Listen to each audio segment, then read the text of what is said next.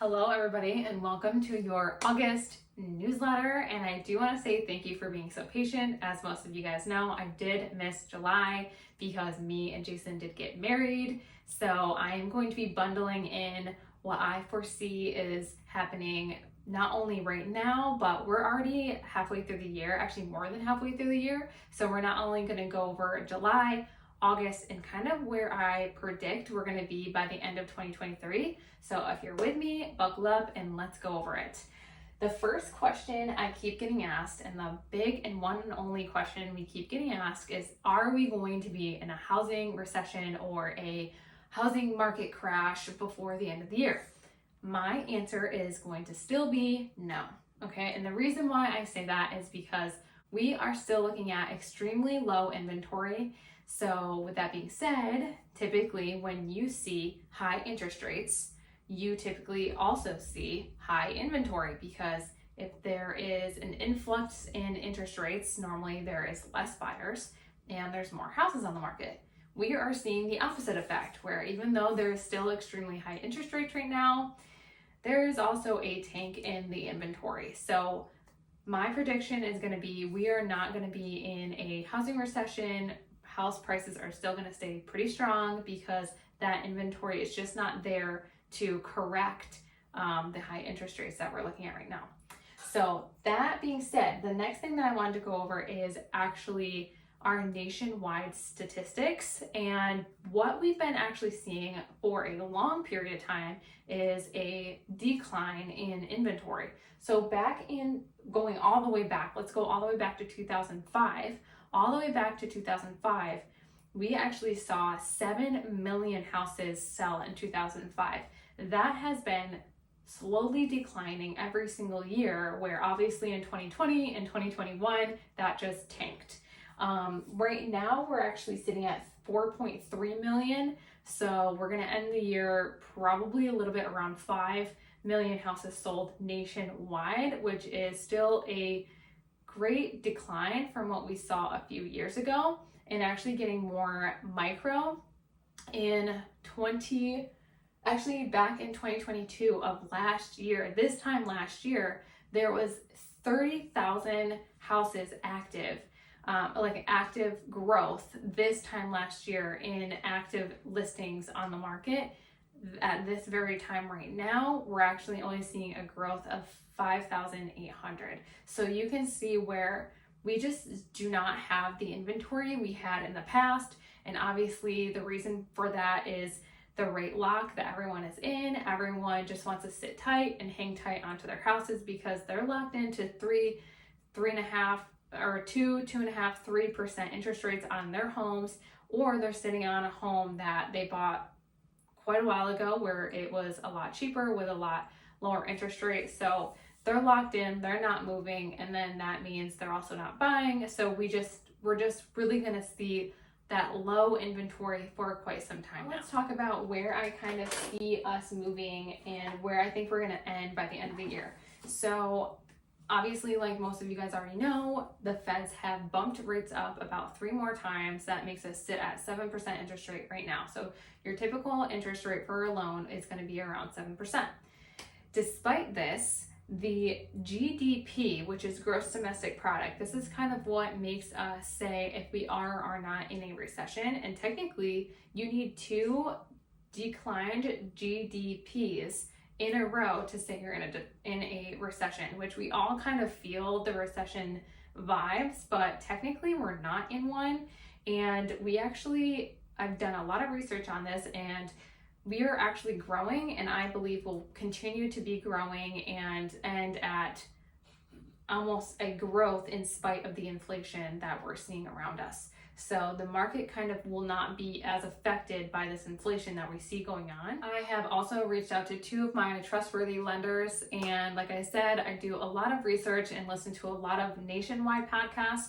So they go over, what we should be expecting in the real estate market interest-wise, and actually a lot of investing and stuff like that. So what was actually announced by Fannie Mae is Fannie Mae just released a prediction that they're thinking that interest rates will actually be sitting at a 6% interest rate by the end of 2023. And they're doing a larger prediction saying that by 2025, they think interest rates will stay long-term and stable at 5%, and we will not be seeing a 3% interest rates likely until a global crisis happens again. They think that that 5% interest rate will stay for a very, very, very long time.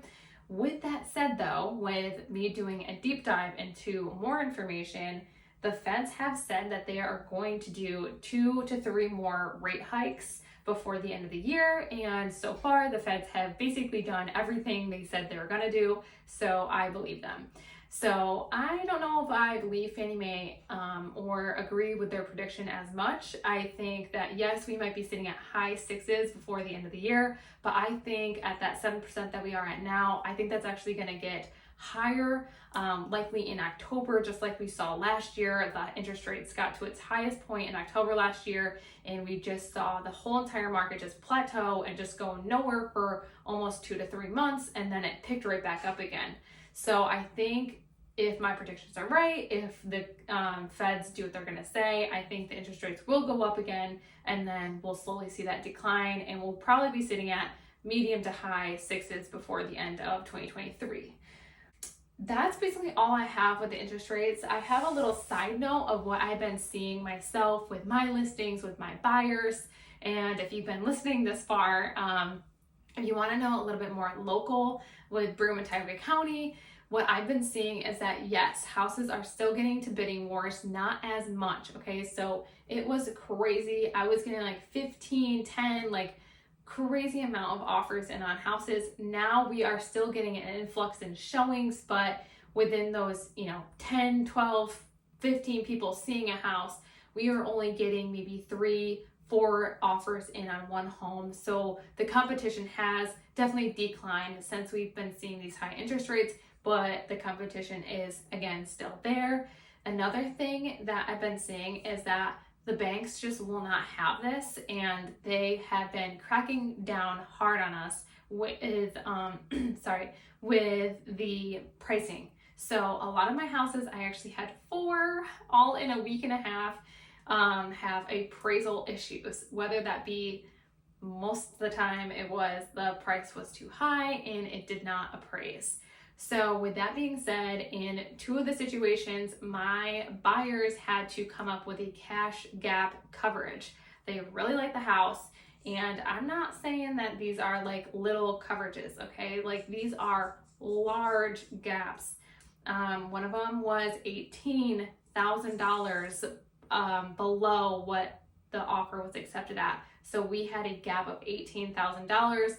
In that case, the seller and the buyer had to come up with an agreement, and they actually met at $7,500 in the middle, and that's the only cash gap they would cover. And the other one, my people are literally crazy, and they cover the whole entire gap difference. So the banks are just not having it anymore. They are going in and they're saying, this is what the house is worth. You can take it from there. If you want it, figure it out to us agents. I've also had another one where I had the buyer in this situation as well, and they were not going to come up with that cash difference. So it was up to the seller to basically lower the price or put the house back on the market for that price, because obviously that's the price that it appraised at. So unless they were going to get somebody coming in their cash to cover the gap, that's the price it was. So they actually had it listed over appraised value by 10 grand, end up coming down in that price and still sticking with my buyers. So we are having banks have their appraisals going out there and saying, hey, when you appraise this property, you better have the correct stats. And when we try to kind of challenge those, they will not have it right now. So it's up to us to then further our negotiation with buy or sell side and make them come up with a middle ground. So you're still seeing those houses selling above list value with appraisal gap coverages, but just not as crazy as before. By the end of the year, I think, we're gonna have low interest rates, so that just means more buyers and still no houses, so probably more bidding wars by the end of the year. I would say stay away from listing your house in October and maybe shoot for springtime or January when people are planning on spending those tax dollars returns. Anyway, I literally need a drink. That was a lot of talking. I hope this was beneficial. If you have any questions, like always, leave them in the comments. I'm not really good at checking the comments on YouTube, but I will get better. DM me on Instagram, Facebook, text me, whatever. If you have questions, let me know. And let me know what you want to hear next month. I'm not too sure which way I want to swing it, if I want to go towards investments or there's a lot of different options. So if there's something you guys want to know about, let me know.